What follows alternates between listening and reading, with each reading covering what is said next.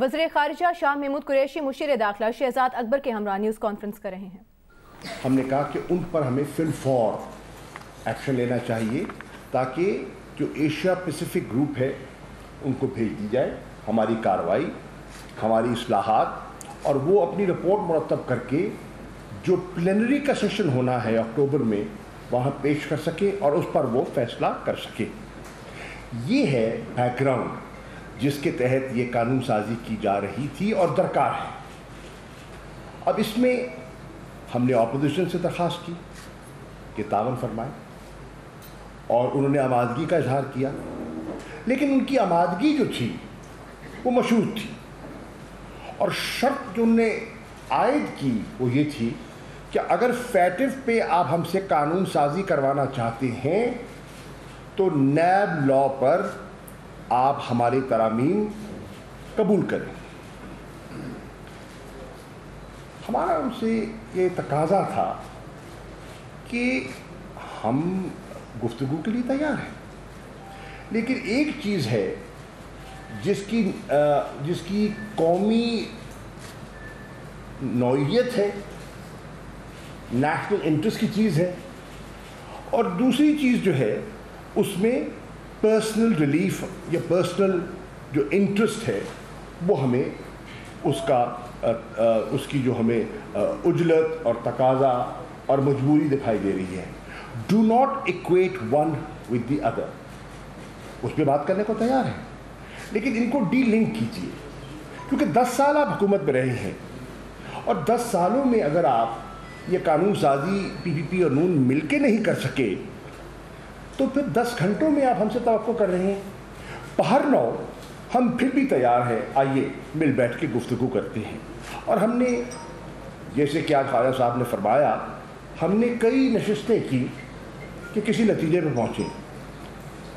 ہم نے ان کو ایک مسودہ پیش کیا، انہیں پسند نہیں آیا، ہم نے کہا آپ اپنا پیش کریں۔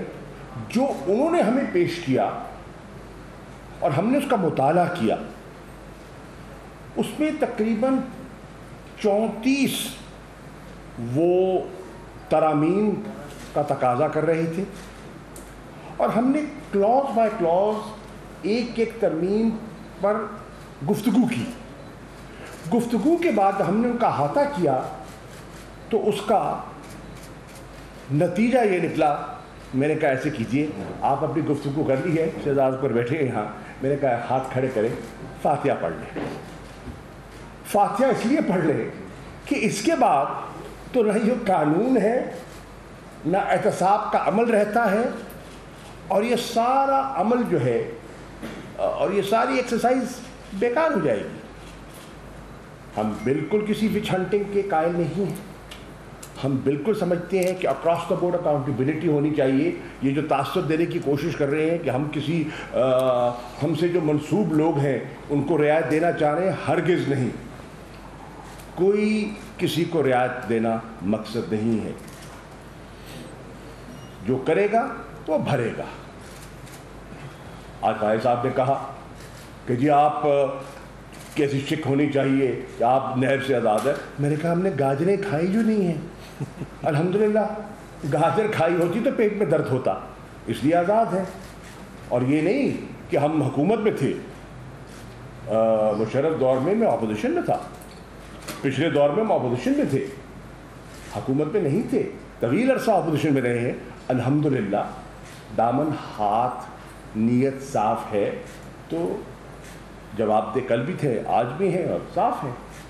تو پہلی بات تو یہ ہے، میں آج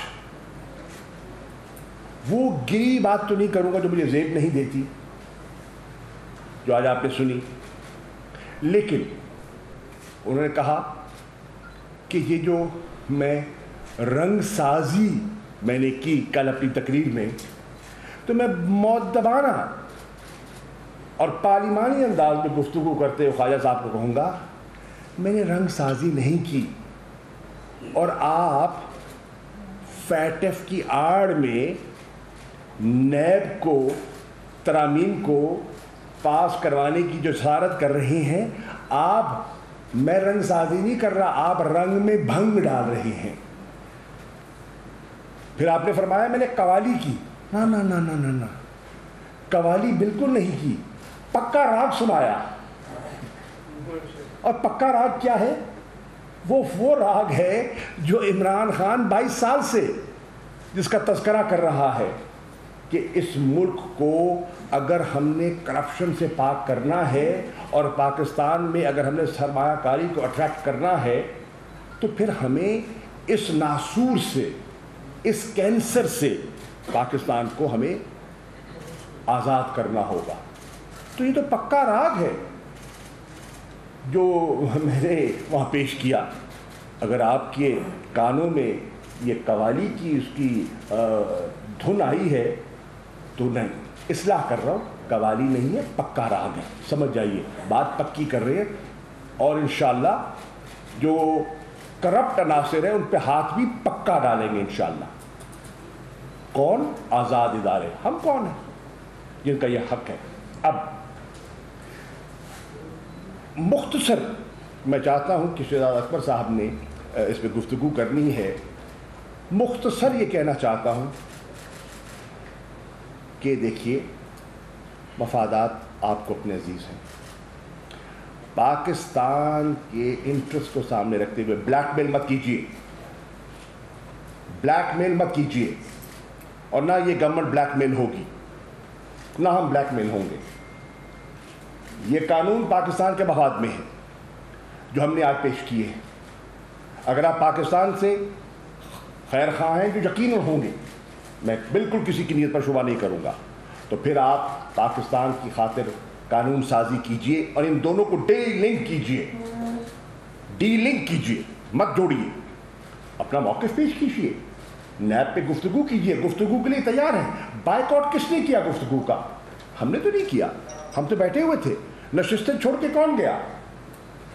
آج اسمبلی میں کس نے کہا کہ کوئی کمیونیکیشن نہیں ہوگی؟ ہم نے تو نہیں کہا. میں نے تو آج بھی کہا کہ سیاست میں دروازے بند نہیں ہوتے, گفت و شنید ہوتی رہتی ہے, بات بنتی ہے, نہیں بنتی, بڑھتی ہے, جمود طاری ہو جاتا ہے, لیکن پھر بریک تھرو بھی ہو جاتا ہے. تو بردباری سے, حوصلے سے بات سنیے اور سنائیے. ہم ہر معقول بات سننے کے لیے تیار ہیں, لیکن آپ چاہتے ہیں کہ بالکل وہ 14 سال کا وہ پیریڈ وہ حذف ہو جائے اور وہ 4 ٹرمز کی جو کارستانیاں ہیں ان پہ پردہ پڑ جائے, تو وہ ہمارے لیے, یہ پی ٹی آئی کے سپورٹر کے لیے, ووٹر کے لیے ہضم کرنا مشکل ہوگا. تو میں اپنی بات کو مختصر کرتے ہوئے صرف اتنا کہوں گا کہ اپنی ریکارڈ کو درست کرنے کے لیے 2 باتیں کی. اور تیسری بات ایک پرسنل کرنا چاہوں گا کیونکہ اسمبلی میں موقع نہیں مل سکا. انہوں نے کہا کہ 2013 میں شاہ محمود صاحب ہمارے پاس آئے تھے, آپ نے بلایا تھا, مسلم لیگ نون میں شمولیت کی دعوت دی تھی آپ کے قائد نے, اور میں ان سے ملا تھا, پرانا تعلق ہے ان کے ساتھ, اور میں نے کہا تھا کہ پیپلز پارٹی تو چھوڑ چکا, فیصلہ کرنا ہے کہ کیا مستقبل کا فیصلہ کروں. عمران خان صاحب سے میری گفتگو جاری ہے. آپشنز میرے پاس پی ایم ایل این کا بھی ہے, پی ٹی آئی کا بھی ہے, پر یہ بہت بڑا فیصلہ ہے اور یہ میں اجرت پہ نہیں کر سکتا. اپنی لیڈرشپ سے پوچھیے, مجھے تو فورن منسٹرشپ آپ نے آفر کی تھی. ریکارڈ پر کہہ رہا ہوں, مسلم لیگ نون نے مجھے وزارت خارجہ آفر کی تھی, میں نے اس آفر کو قبول نہیں کیا. میں تحریک انصاف میں شامل ہوا اور بہت سے اس وقت کے سیاسی پنڈتوں نے کہا بہت غلط فیصلہ کیا ہے, اس پارٹی میں شامل ہو گئے جس کا مستقبل ہی نہیں ہے, اور اتنا بڑا ایک بالکل بنی بنائی کھیل چھوڑ رہے ہو. تو میں نے کہا کچھ فیصلے اللہ پہ چھوڑے جاتے ہیں. میں نے عمران خان کو جوائن کیا ٹو بریک دا مولڈ, اور الحمدللہ 2018 میں ہم نے وہ مولڈ توڑا اور قوم نے ہمارا ساتھ دیا اور تحریک انصاف مارز وجود میں آئی, اللہ نے موقع دیا. ہم اپنے بنیادی کور ایشوز پر کمپرومائز نہیں کریں گے, لیکن ہر معقول بات پر ہمارے دروازے کھلے. شہزاد بھائی. جی شکریہ. السلام علیکم. اس وقت جو سب سے اہم ایشو ہے فیٹف کا, میں اس پہ تھوڑی سی روشنی ڈالنا چاہوں گا اور پھر میں آپ سے نیب کا جو بل ہے اپوزیشن کا اس کی کچھ تفصیلات آپ کے سامنے پیش کروں گا کہ اصل میں ان ترامیم کا جو 34 ترامیم ہیں ان کا مقصد کون ہے، کیا ہے اور اس کے بینیفیشریز کون ہیں. لیکن سب سے پہلے یہ دیکھنا پڑے گا کہ آج پاکستان فیٹف کی لسٹنگ کو لے کے جس پوزیشن میں کھڑا ہے اس کے پیچھے اسباب کیا تھے. پاکستان گرے لسٹ میں فائنلی 2018 میں داخل ہوا، اس وقت ہماری حکومت نہیں تھی. گرے لسٹ میں جانے کے لیے یہ نہیں ہوتا کہ اچانک کوئی ایک ایونٹ ہو اور آپ گرے لسٹ میں چلے جائیں. It is actually chain of events, ایک پورا سلسلہ چلتا ہے میل ایڈمنسٹریشن کا، ناکامیوں کا، کوتاہیوں کا اور ان چیزوں کو نہ کرنے کا جو ایک فعال ریاست کو ادا کرنی چاہیے، حکومتوں کو ادا کرنی چاہیے. 2018 سے پہلے آپ دیکھیے کس وجہ سے پاکستان گرے لسٹ میں گیا. جب اس ملک کے حکمران اس کام میں خود ملوث ہوں جس کام کے روکنے کا تقاضا آپ سے پوری عالمی برادری کر رہی ہو. اور وہ کام کیا ہے؟ آج بھی وہی وجہ تنازع بنا ہوا ہے. وہ کام ہے آپ نے money laundering, corruption, terrorism financing, ان چیزوں کے اوپر چیکس لگانے ہیں، ان کو پراپرلی انویسٹیگیٹ کرنا ہے، ان کو پروسیکیوٹ کرنا ہے اور اپنے قوانین کو اس طرح سے فعال بنانا ہے کہ ان کا استدلال نہ ہو سکے. اگر آپ 2018 سے پہلے کے کچھ کارنامے ان دو سیاسی خاندانوں کا جنہوں نے پہلے ہی سے ایک چارٹر آف کرپشن کیا ہوا تھا، تو دو ہی چیمپئن نکلتے ہیں اس زمانے کے. چھوٹے چھوٹے چوروں کی تو آپ بات نہ کریں، دو بڑے چیمپئن نکلتے ہیں اس کرپشن کے. ایک چیمپئن ہے فیک اکاؤنٹس کا کیس.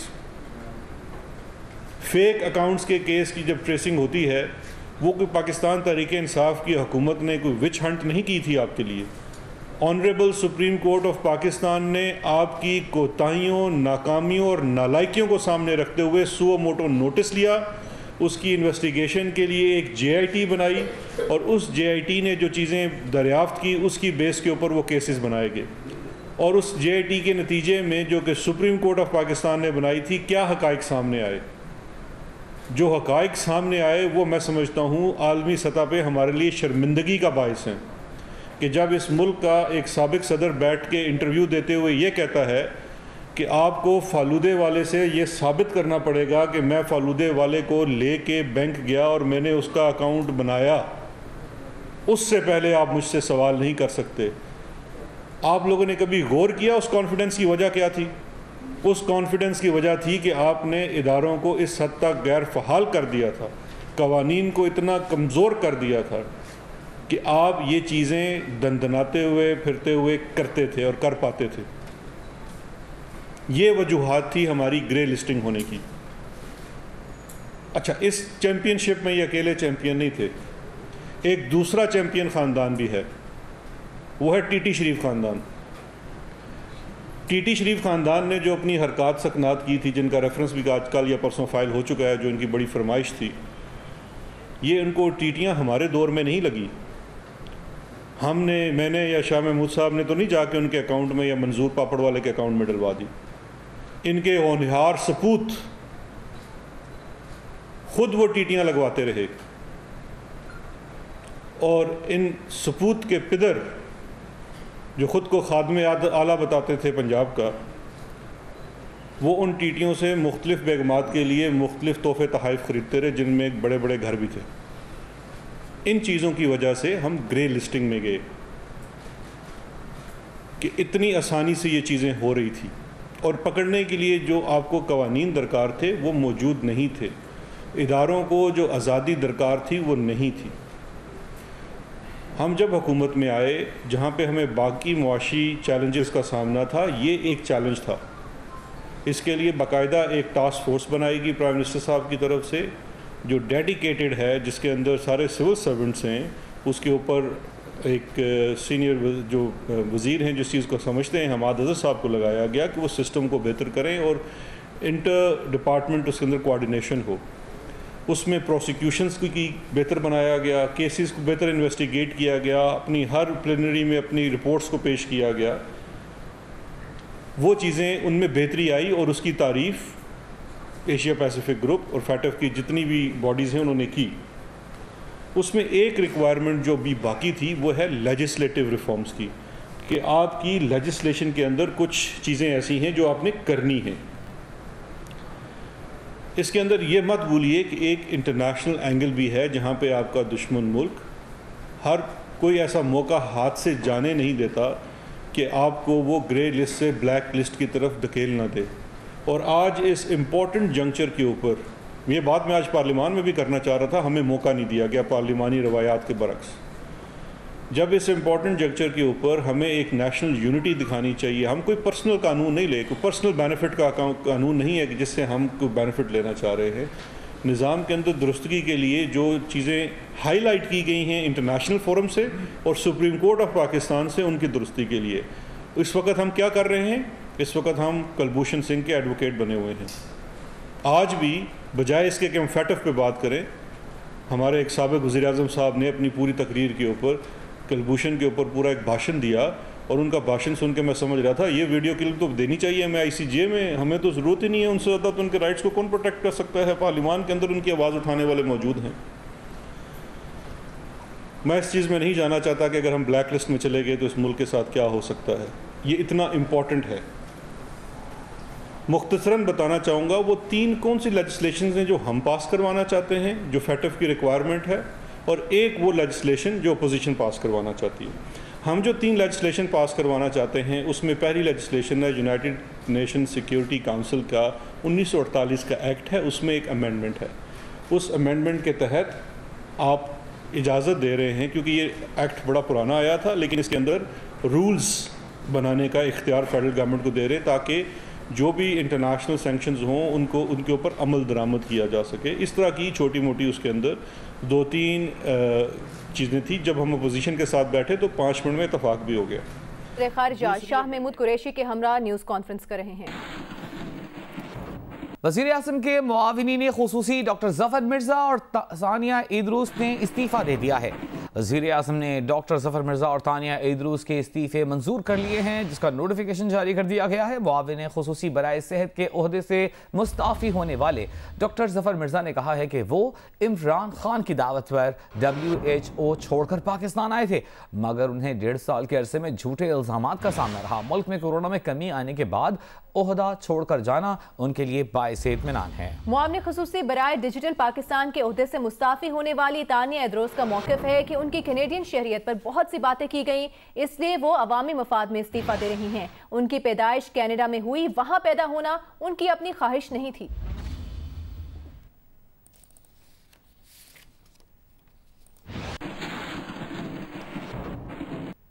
ڈاکٹر ظفر مرزا کے معاون خصوصی برائے صحت کے عہدے سے استعفے کی وجوہات سامنے آ گئی ہیں۔ ذرائع کا کہنا ہے کہ ڈاکٹر ظفر مرزا نے بھارت سے خلاف ضابطہ ادویات درآمد کرنے میں کردار ادا کیا تھا۔ وزیر اعظم کے حکم پر معاملے کی انکوائری ہوئی تو ظفر مرزا کے ساتھ ایک مشیر کا نام بھی سامنے آیا تھا۔ دستاویز کے مطابق وفاقی کابینہ نے 9 اگست 2019 کو بھارت سے درآمدات پر پابندی لگائی۔ کابینہ کی بجائے وزیر اعظم آفس سے 25 اگست کو فیصلے میں ترامیم کرائی گئیں۔ ذرائع کا یہ بھی کہنا ہے کہ وزیر اعظم ادویہ ساز کمپنیوں کا قیمت خود بڑھانے کا اختیار ختم کرنا چاہتے تھے، مگر ظفر مرزا نے ادویہ ساز کمپنیوں کا اختیار واپس لینے کی سمری واپس لے لی تھی۔ وزیر اعظم ادویات اسکینڈل کی وجہ سے ظفر مرزا کو پہلے ہی ہٹانا چاہتے تھے۔